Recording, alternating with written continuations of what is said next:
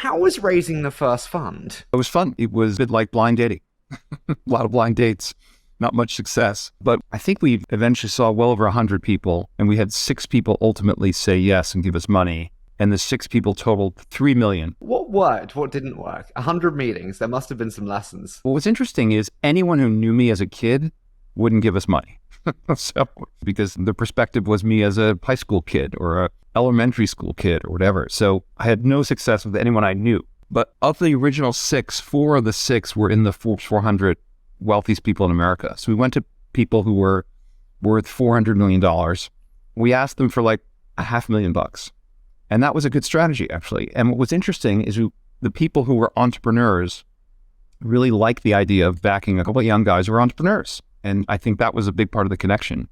And the pitch we made, so we said, look, we're not doing venture capital. We're investing in public companies, detailed due diligence. We have no track record, but we have a strategy that has an excellent track record. We're Warren Buffett devotees.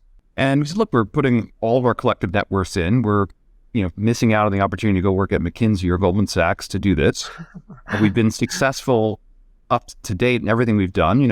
Whatever, I did well in high school, went to a good college, did well there, got into Harvard Business School, had success in my job prior to business school. So we sold them on track record of life success, no experience, a lot of moxie. And if we fail, you're not going to lose all your money because we don't use leverage. Right? We're buying real companies at a discount to what they're worth, reasonably concentrated. Actually, one of the interesting things that happened is my partner, David Berkowitz, said, Bill, unless we raise $3 million, I'm not going forward with you.